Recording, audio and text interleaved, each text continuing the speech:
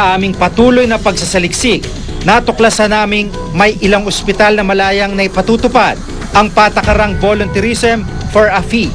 Sa isang website nga ng isang pribadong ospital, isang announcement pa tungkol sa pagbabayad ng training fee ang makikita.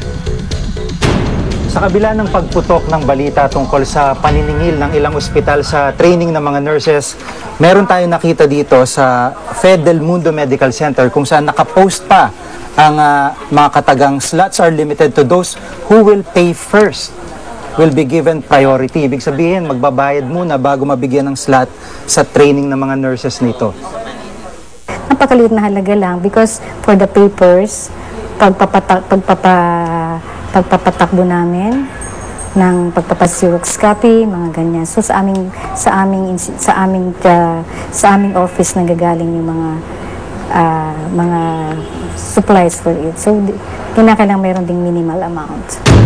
Sa mga resibong amin pang nakalap, 2 ospital pa nagpapatupad ng patakarang ito. Nakasulat sa resibo ang halaga ng NTF o Nursing Training Fee. Ang isa ay 5,000 piso, ang isa naman ay 6,000 piso. Tumangging magbigay ng pahayag ang 2 ospital. Ayon sa Private Hospital Association of the Philippines, iimbestigahan daw nila mga kasong ito. Yun nga ho ang hamon namin sa mga society ng nursing, yung mga nagrereklamo. Ibigay sa amin yung pangalan ng nurse, yung saan siya nag-duty, at anong ospital ang nagsingil sa kanya para maimbestigahan namin. The nurses are constrained to work as OJTs in hospitals, most of the time without any compensation. Nung nakaraang linggo ay nagkaroon na ng Senate hearing tungkol dito. Pero patuloy pa rin pinag-aaralan ng mga inilabas na ebidensya ng ilang nurses.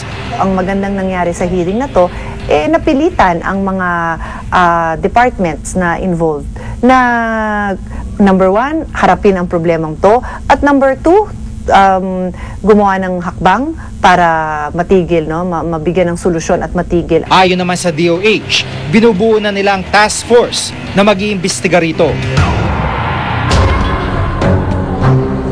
Hindi dito natatapos ang kalbaryo ng mga nurse. Dahil kahit na matapos ng isang nurse ang training, wala pa rin kasiguruhan na matatanggap siya sa pinasukang ospital. Sa ngayon daw kasi ay walang bakanteng posisyon para sa mga bagong nurses. Maging ang demand sa ibang bansa, humina na rin. Ayon sa Philippine Regulation Commission, nasa mahigit 170,000 registered nurse sa buong bansa ang walang trabaho o di kaya naman ay malayo sa tinapos na kurso ang trabaho. Upang mapunan ito, ipinalabas ng Department of Health ang programang RN Heals o Registered Nurses for Health Enhancement and Local Service. Layunin itong bigyan ng pagkakataong magkatrabaho ang 10,000 nurses. Ang mga nurse na ito, sinasabing bibigyan ng 8,000 pisong allowance kada buwan, mahigit 300 piso bawat araw sa loob ng 40 oras na training kada linggo. Isa si Randolph sa libu-libong nurse na hanggang ngayon naghihintay na maambunan ng bagong programang ito ng DOH. Sa edad na 25, nadestino siya sa Nueva Ecija para pagsilbihan ang mga pasyente rito. Ang sweldo niya, 2,600 pesos lang para sa isang buwang pagtatrabaho. Sa loob ng 5 buwan, ito lang ang halagang naiuwi niya sa kanyang asawa at nag-iisang anak. Sobrang di abot.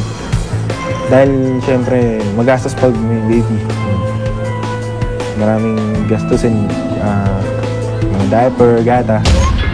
Giit ng grupong NARS, hindi sapat ang programang RN Heals upang mapunan ang problema ng unemployment sa mga nurses. Bagkus, kailangan raw ipatupad ng pamahalaan ang pagtatalaga ng tamang bilang ng nurse sa mga ospital, hindi lang dito sa Metro Manila, maging sa probinsya. Sa hirap namang magtrabaho sa ospital, sana naman magkaroon ng tamang sweldo ang mga nurse at tamang trabaho. Ayon naman sa PNA, kailangan mapigilan ang pinakaugat ng problemang ito. The root cause talaga, which we're just seeing now, is the mushrooming of nursing schools. Since 2010, Noong mga 2002 yata, mga 190 schools lang. No? 190 schools of nursing. Alam mo ba kung ilan na ngayon? The last count, 472 schools from 190, more than 100% increase, di ba? Tila isang epidemyang kumakalat at dumarami ang bilang ng mga nurses na nasasayang ang kaalaman at karanasan dahil sa kawalan ng trabaho. Pero imbes na lapatan ng lunas, tila pinapalala pa ng ilang mananamantala ang kalunos-lunos nilang kalagayan. Hanggat hindi nagagamot ang problemang ito, mananatili itong sakit ng lipunan na unti-unting papatay sa kanilang propesyon.